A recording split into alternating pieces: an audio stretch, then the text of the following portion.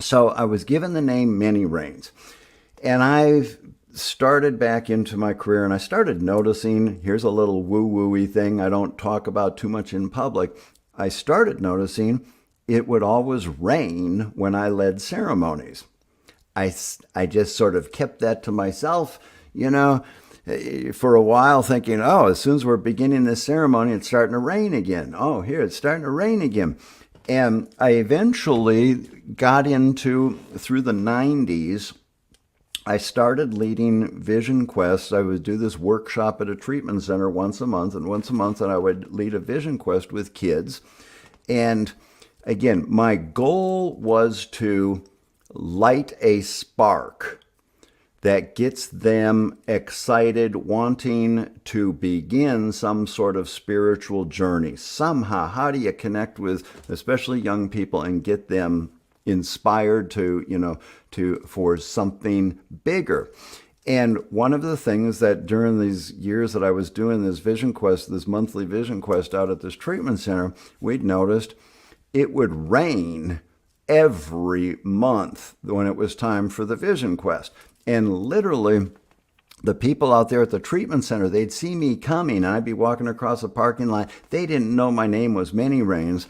And they'd go, well, here comes the rain, man. Good thing you're here. We need some rain. Because it became this sort of urban legend around that treatment center that whenever I showed up, it would rain. And but I didn't say anything about it. And I started noticing that, I'd show up and the thunderclouds are rolling in, there's weather reports coming, and the kids would come running up to me and they'd say, Jim, do you think we're going to be able to do the vision quest? We're afraid it's going to get canceled because the weather was threatening.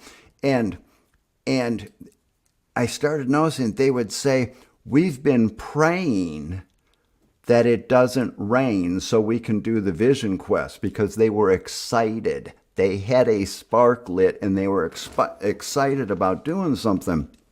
And it finally occurred to me that, because I thought, I don't think I should say anything. That's a little too woo-woo-y. People might not be ready. I need to keep my mouth shut about that Many Rains and the rain thing.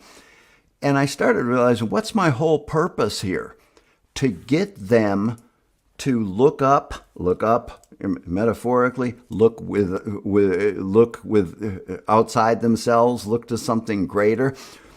What do you do when you don't want it to rain? What a lesson in powerlessness, right? We don't have any control over the rain. It would leave them with nothing else when all else fails. These are kids who, a lot of them didn't believe in God, wanted nothing to do with religion or spirituality or heaven forbid, praying. They were saying, Jim, we've been praying that it wouldn't rain.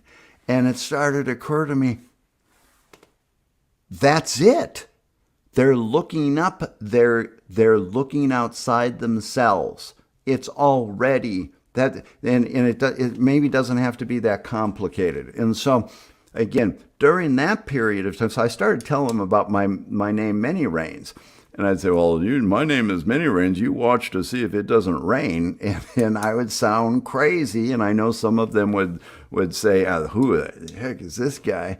But then when it would start raining, they'd all be like, and that moment there, even the look I see in my face when I do it, that's what this is all about. That is there something else here? I think that's the heart of what we're searching for through our addiction, actually. We're looking for a mystical experience.